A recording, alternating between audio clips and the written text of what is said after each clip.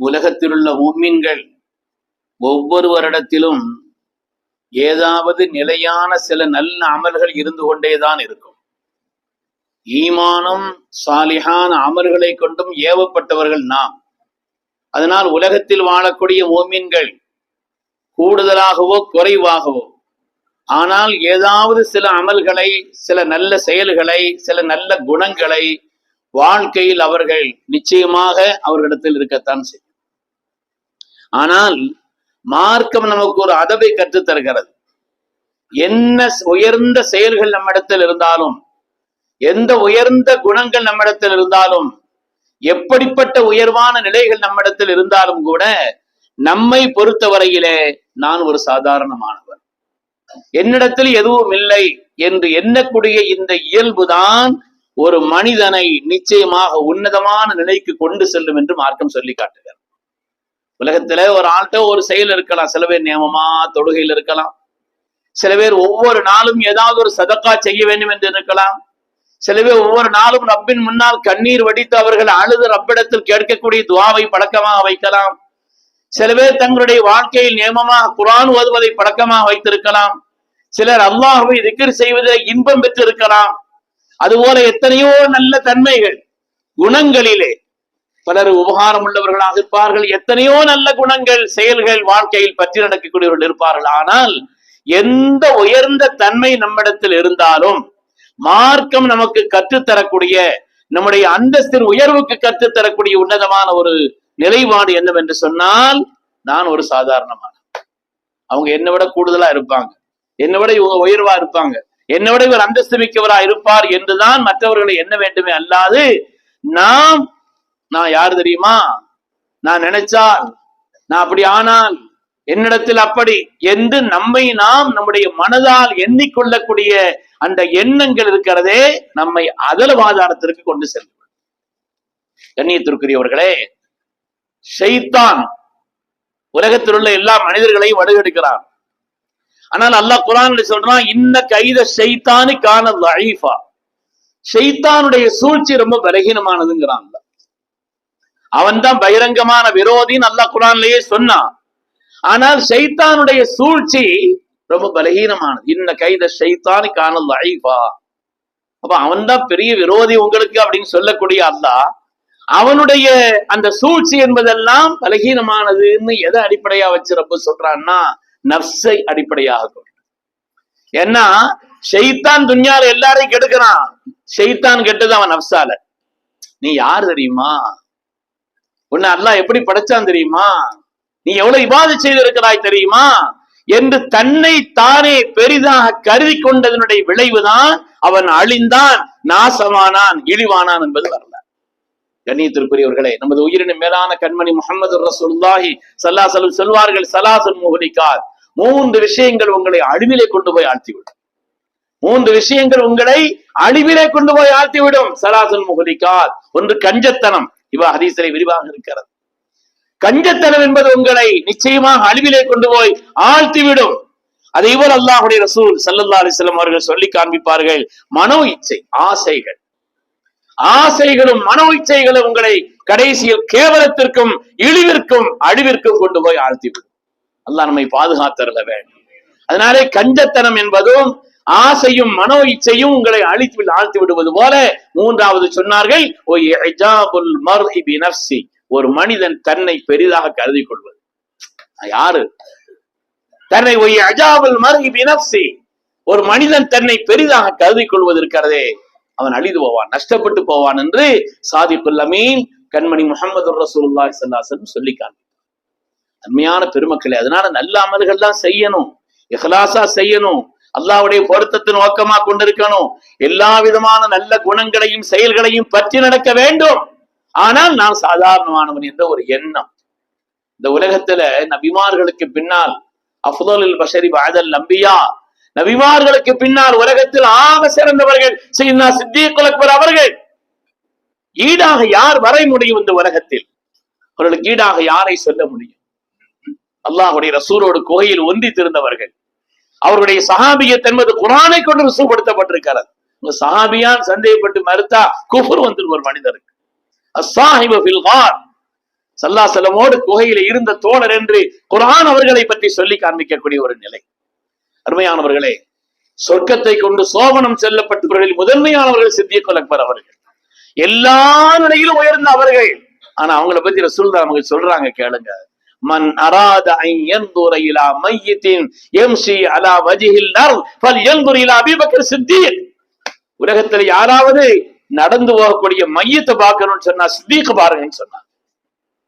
நடந்து போகக்கூடிய ஒரு மையத் தன்னை பெரிதாக கருதி கொள்ளவில்லை. தான் சாதாரணமான நிலையில மதீனாவுல ஒரு லிஸ்ட் இருந்துச்சான். அதாவது யாராவது முக்கியமான ஒரு தேவை அப்படிங்கிற மாதிரி இருந்துச்சுன்னா அதுல எழுதி வைப்பாங்க. இந்த தேவையை நிறைவேற்றுவதற்கு நான் போகிறேன்னு பக்கத்துல யாராவது எழுதிட்டு அந்த வேலைக்கு அவங்க போயிடுவாங்க. யாருக்கு என்னன்னு தெரியாது இல்லையா? அதனால அவங்களுடைய தேவை, குடும்ப தேவையோ பொருளாதார தேவையோ வாழ்க்கையில் கஷ்டமோ ஏதாவது ஒண்ணு இருந்துச்சுன்னா அதுல எழுதி வைப்பாங்க. இவர் இன்னாலுன்னு அந்த இடத்துக்கு போய் அந்த வேலையை பார்க்கறதுக்கு ஒவ்வொரு ஆட்களும் போவாங்களாம். அதுல அதற்கு உமர்லான்னு பார்க்கிறார் அந்த லிஸ்ட. அதுல நான் வயதான நிலையிலே ஊரை விட்டு அப்பால் ஒரு ஒதுக்குப்புறமான இடத்திலே யாரும் எனக்கு உதவி செய்யலாத இடத்தில் நான் இருக்கிறேன்.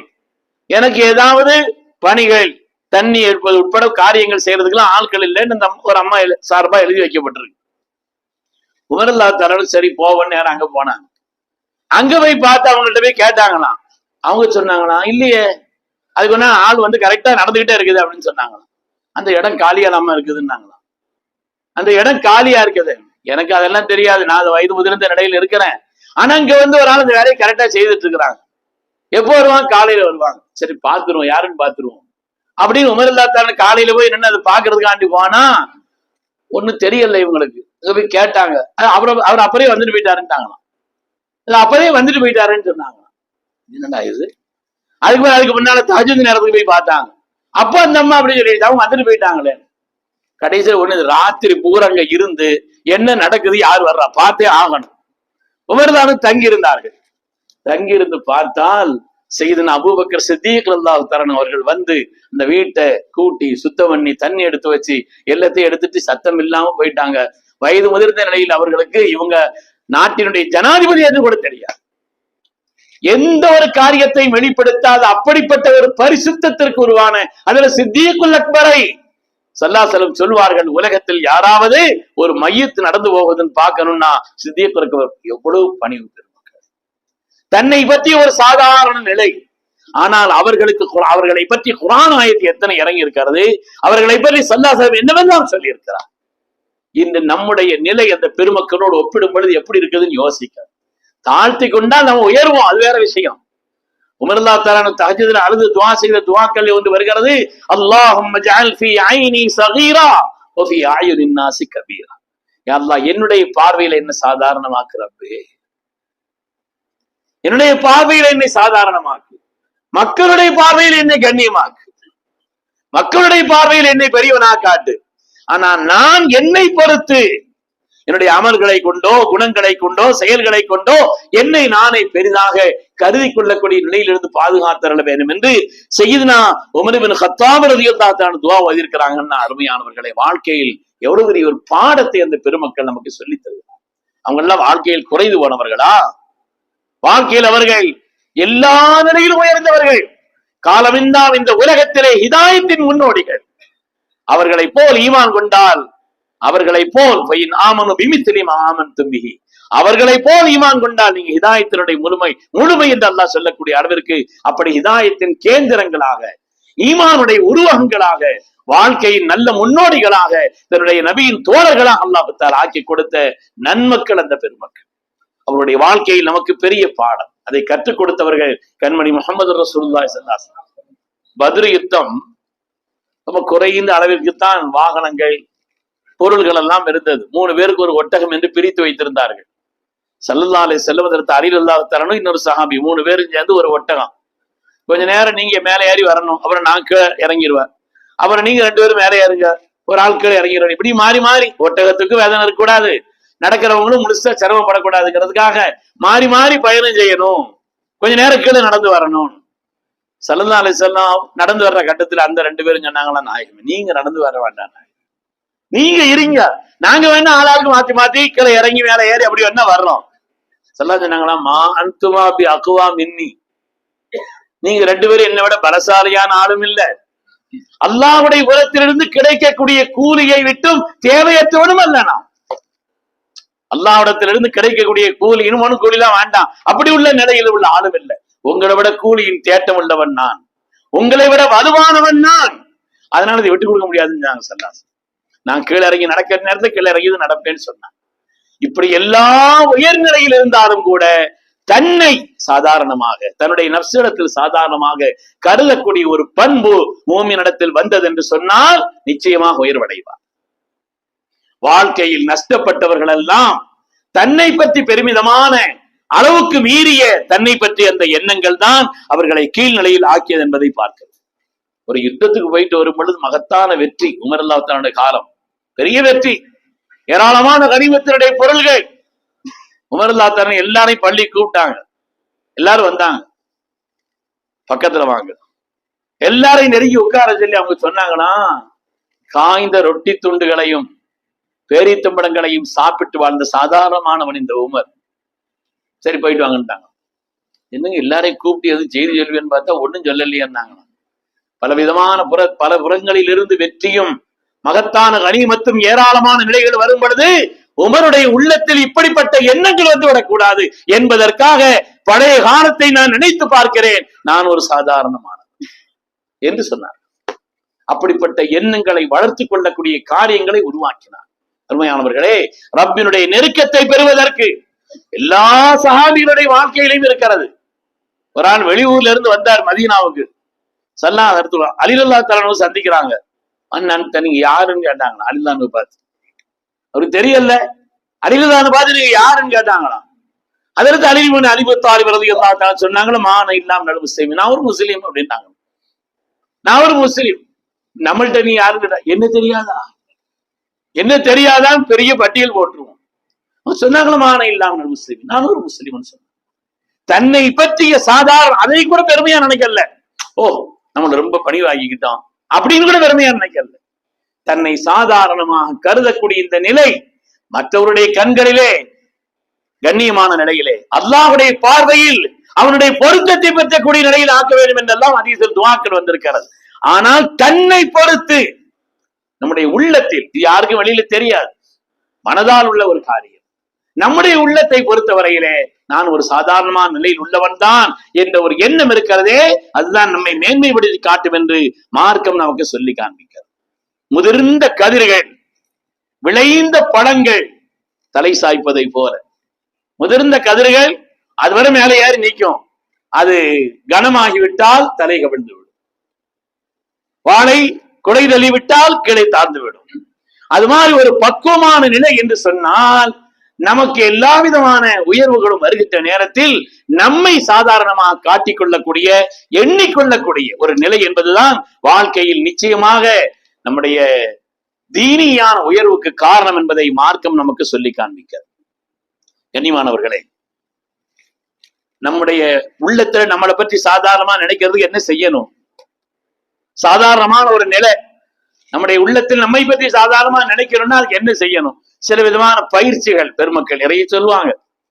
முதல்ல அல்லாஹ்வுக்குண்டான திருநாமங்கள்ல சத்தார்னு ஒரு திருநாமம் இருக்குது, குறைகளை மறைப்பவன். குறைகளை மறைப்பவன் என்று அல்லாஹ்வுடைய திருநாமங்கள்ல ஒரு திருநாமம். அந்த சத்தார் என்ற குணத்தின் காரணத்தினால்தான் அல்லாஹு தஆலா நம்மிடத்தில் உள்ள குறைகளை வெளியிலே தெரியாமல் கௌரவமா தான் நம்ம நடத்தி வச்சிருக்கலாம். எத்தனை குறைகள் இருக்கிறது! என்னிடத்தில் உள்ள குறைகளை போல் பல குறைகள் உள்ளவர்கள் இந்த உலகத்தில் கேவலப்பட்டார்கள், குறைபடுத்தப்பட்டார்கள். அதுபோல் உள்ள பல குறைகள் இருந்தும் கூட சத்தாரான அல்லாஹ், மறைக்கக்கூடிய தன்மை கொண்ட அல்லாஹ் அதை மறைத்து வைத்திருக்கிற காரணத்தினால் நான் கௌரவமா இருக்கிறேன் நினைக்கணும். அல்லாஹ் சத்தார், நான் என்னுடைய குறைகளை மறைச்சு, எத்தனையோ குறைகள் இருக்கிறது. 4 பேருக்கு முன்னால் நல்லது செய்வோம், பாவத்தை குறைகளை யாருக்கு தெரியாம தான் செய்வோம். அல்லாஹ் மறைச்சு வச்சிருக்கிறான். சத்தார் என்ற காரணத்தினால் நான் கௌரவமாக இருக்கிறேன் என்ற ஒரு எண்ணம் நம்முடைய உள்ளத்தில் வேண்டும். அதே போல வாழ்க்கையில் நான் பெற்ற எதுவும், கல்வியானாலும் ஒரு அமலானாலும் ஒரு நல்ல காரியமானாலும், ஒரு சதக்கா கொடுக்கிறது கூட மினல்லா இலல்லா, என் ரப்பு தந்தா ரப்புக்காக கொடுக்கிறேன் அந்த எண்ணம் வேண்டும். நாம் எதை கொண்டு வந்தோம் கொடுப்பதற்கு? எதை கொண்டு வந்தோம்? பெற்றதெல்லாம் என் ரப்பு தந்தது என்ற ஒரு எண்ணம்.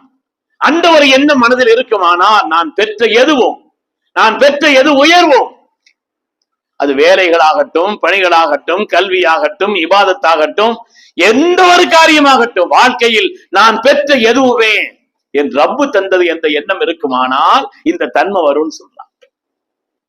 வாழ்க்கையில் பெருமக்கள் எல்லாம் அப்படித்தான் வாழ்ந்திருக்கிறார். அபு யஸீத் பிஸ்தாமி ரஹ்மத்துல்லாஹி அலைஹி அவர்கள் வலிமார்கள் ஒரு சிறந்த ஸ்தானத்தை பெற்றவர்கள். அவங்க ஊர்ல மழை இல்லாம கடுமையான வறட்சி இருந்துச்சான். கடுமையான வறட்சி.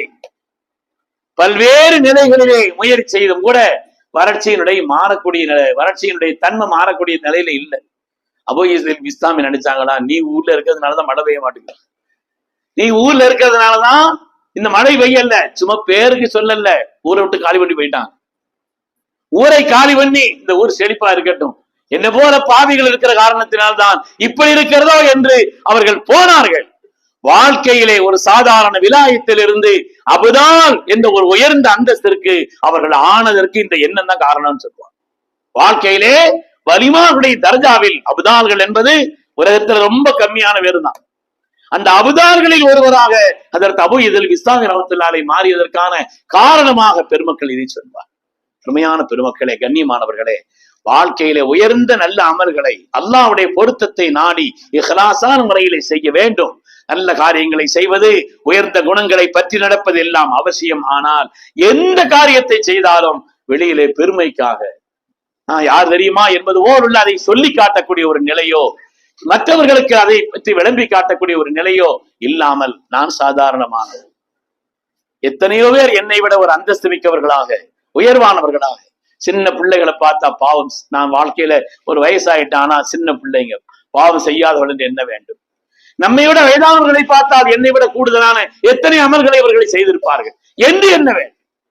பெருமக்கள் அப்படியெல்லாம் ஒரு பார்வை பார்த்தார்கள். உலகத்தில் சக மனிதர்களிடத்தில் மாத்திரமல்ல, பிராணிகளையும் கூட பார்த்தார். இதுக்கெல்லாம் ஒரு ஹிசாப் இல்லையே, இதெல்லாம் ஹிசாப் இல்லாம முடிஞ்சு போயிருமே என்று பார்த்தார். சாதாரணமானவர்களா தன்னை கருதினார். ஷேக் ரிஃபாய் அவர்கள் எங்க வெளியில போனாலும் அவர்கள் யாராவது ஒரு பைத்தியக்காரர்களை கண்டா உடனே வீட்டுக்கு கொண்டு வந்து நல்ல குளிக்க வச்சு, முடியெல்லாம் ஒடுங்காக்கி, சுத்தமா சோப்பு போட்டு குளிக்க வச்சு, சாப்பாடுலாம் ஊட்டி விட்டு, நல்ல ட்ரெஸ் எல்லாம் போட்டு கொண்டு போய் அந்த இடத்த விட்டு வருவாங்க. அவன் தான் ஒரு மாதிரி இருக்கிறான்னு நீங்க ஏங்க இந்த வேலை பாக்குறீங்க?